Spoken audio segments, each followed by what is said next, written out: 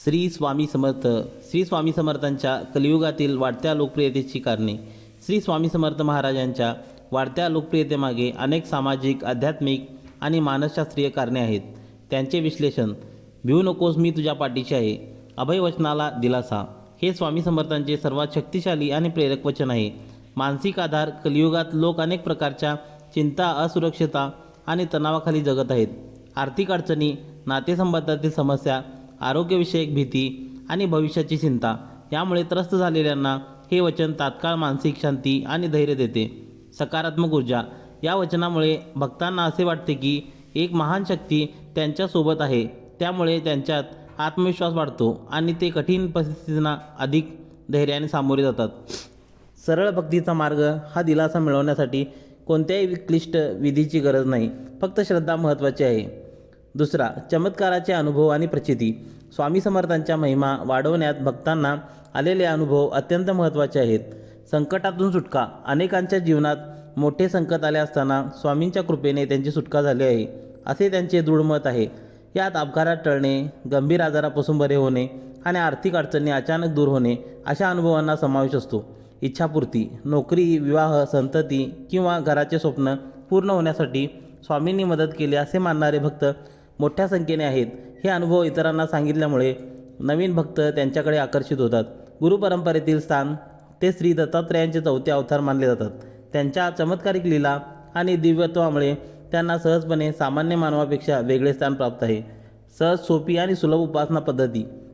आजच्या धावपळीच्या जीवनात लोकांना कमी वेळेत आणि कमी श्रमात उपासना करता येईल अशी पद्धत हवी आहे. जाती धर्माचा अडथळा नाही. स्वामींनी कधी जात, धर्म किंवा पंथाचा भेद केला नाही.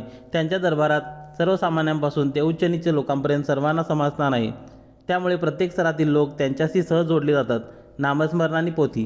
केवळ श्री स्वामी समर्थ या मंत्रात जप करणे किंवा सारामृताचे पोथी वाचणे हाच मुख्य उपासनेचा भाग आहे. ही पद्धत अत्यंत सोपी असून कोणालाही आचरणात आणता येते. फोटो किंवा मूर्ती. केवळ स्वामींच्या फोटोचे किंवा मूर्तीचे दर्शन घेणे आणि त्यांना मनोभावे नमस्कार करणे हीच उपासना मानली जाते. त्यामुळे ते ग्रामीण भागातील ते महानगरापर्यंत सर्वत्र पोहोचले आहेत.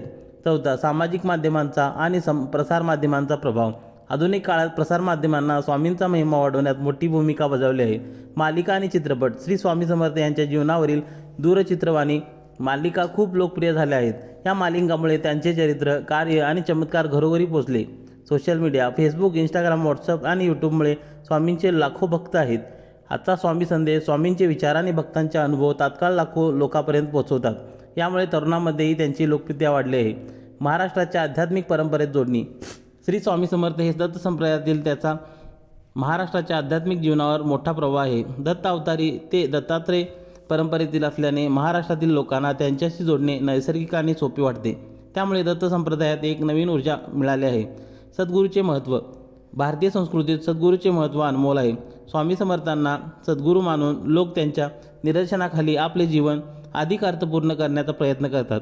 निष्कर्ष. कलियुगात श्री स्वामी समर्थांचा महिमा वाढवण्यामागे त्यांचे तेजस्वी चरित्र, अभय देणारे वचन, चमत्काराचे अनुभव आणि सोपी सुलभ उपासना पद्धती ही प्रमुख कारणे आहेत. त्यांच्यामुळे लोकांना आजच्या अस्थिर जगात एक स्थिर आणि शक्तिशाली आधार मिळाला आहे, ज्यामुळे ते केवळ महाराष्ट्रातच नव्हे तर संपूर्ण भारतात आणि जगभरात लोकप्रिय आहेत. व्हिडिओ आवडला असल्यास लाईक, शेअर आणि सबस्क्राईब करा. श्री स्वामी समर्थ. जय जय स्वामी समर्थ.